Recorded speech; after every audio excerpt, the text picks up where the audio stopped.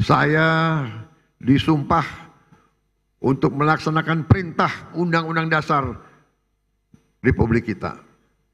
Karena itu saya tidak ada pilihan lain selain memimpin upaya pemberantasan korupsi dan penyelewengan di semua lembaga eksekutif dan pemerintah.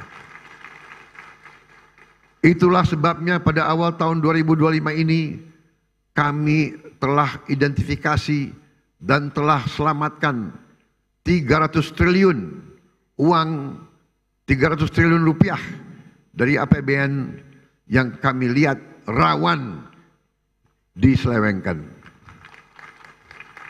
Di antaranya anggaran perjalanan dinas luar dan dalam negeri yang begitu besar, anggaran alat tulis kantor yang begitu besar, dan berbagai anggaran yang selama ini jadi sumber korupsi dan sumber bacaan. Efisiensi ini diperintah oleh Undang-Undang Dasar kita, yaitu ayat 4 pasal 33 Undang-Undang Dasar Negara Republik Indonesia. 300 triliun rupiah kami geser untuk hal-hal yang lebih produktif dan langsung bisa dirasakan rakyat banyak. Majelis yang terhormat, sebagai Presiden Republik Indonesia, saya bertanggung jawab atas pemerintahan eksekutif. Saya berkewajiban menegakkan hukum demi keselamatan bangsa. Saat ini kita menghadapi realita terjadi kebocoran kekayaan negara kita dalam skala yang sangat besar. Kita mengalami suatu kondisi yang saya sebut net outflow of national wealth. Janganlah kita menghabiskan tenaga kita untuk mencari siapa yang salah. Kita tidak ada waktu. Kita tidak punya cukup energi untuk mencari kesalahan orang. Pemerintah yang saya pimpin harus memusatkan diri untuk mencari solusi yang tepat dan cepat atas masalah pokok ini. Ibarat sebuah badan, kalau darahnya terus mengalir keluar, maka pada suatu titik badan itu akan mati.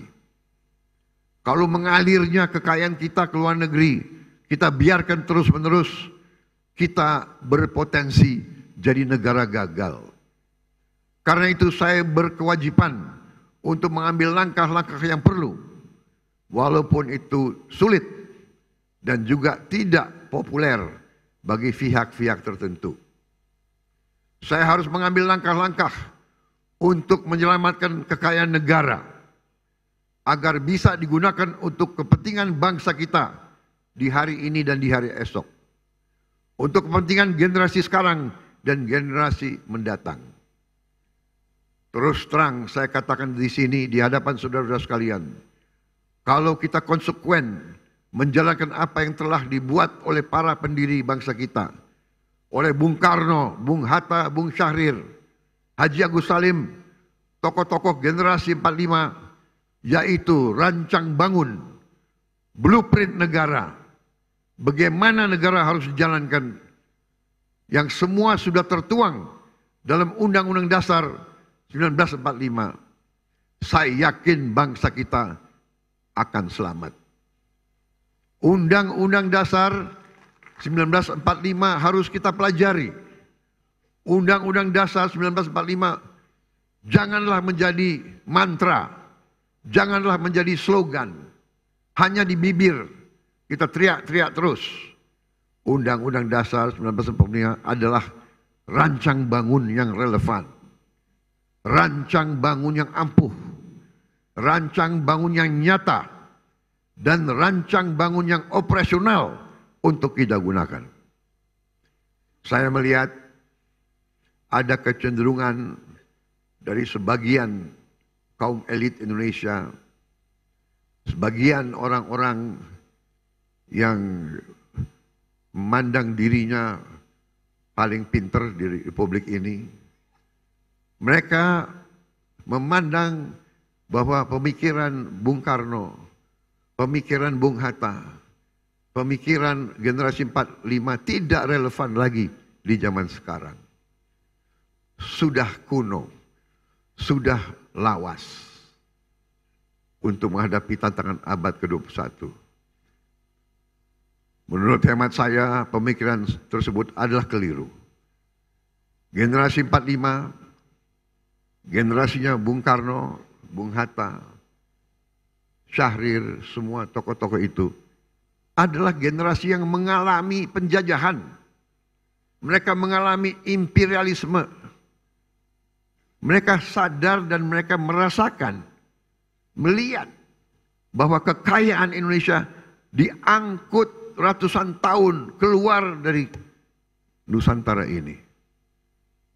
Karena itu mereka menyusun rancang bangun.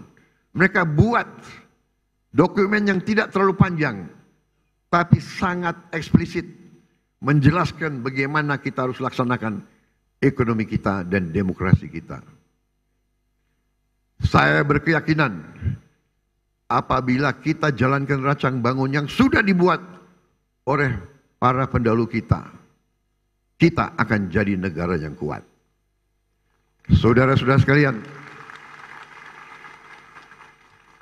kekuatan suatu negara terletak bagaimana negara itu bisa menguasai dan mengelola kekayaan.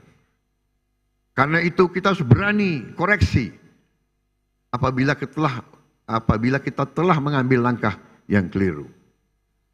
Sungguh aneh negara dengan produksi kelapa sawit terbesar di dunia pernah mengalami kelangkaan minyak goreng.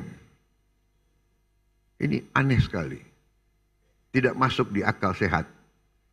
Dan ternyata memang itu ternyata adalah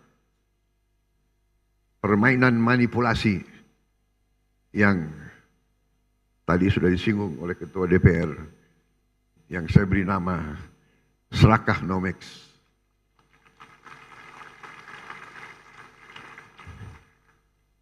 Negara produsen kelapa sawit terbesar di dunia berminggu-minggu, hampir berapa bulan kelapa sawit langka.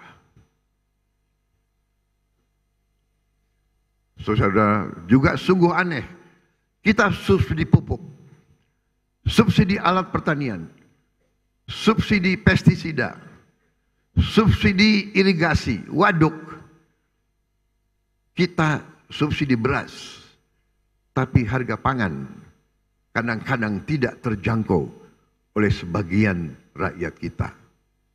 Keanehan-keanehan ini bisa terjadi karena ada distorsi dalam sistem ekonomi kita.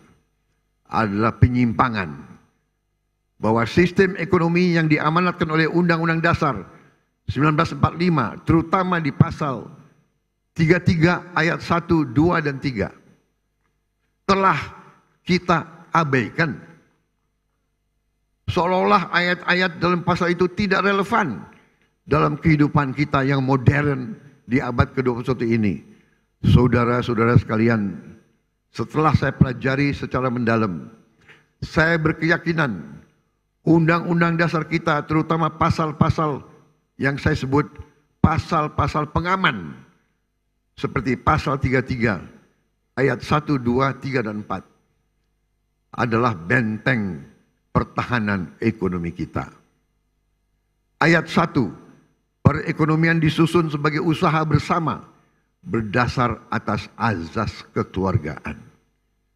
Azas kekeluargaan, bukan azas konglomerasi.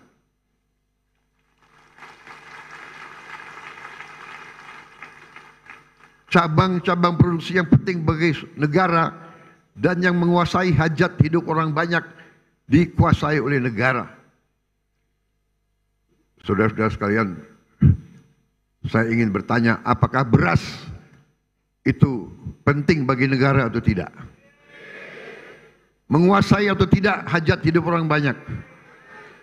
Apakah penggilingan padi itu penting bagi negara? Apakah penggilingan padi itu ayat 4. Perekonomian nasional diselenggarakan berdasar atas demokrasi ekonomi dengan prinsip kebersamaan. Prinsip kebersamaan.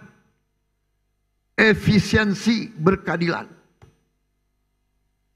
Jadi efisiensi ini perintah Undang-Undang Dasar.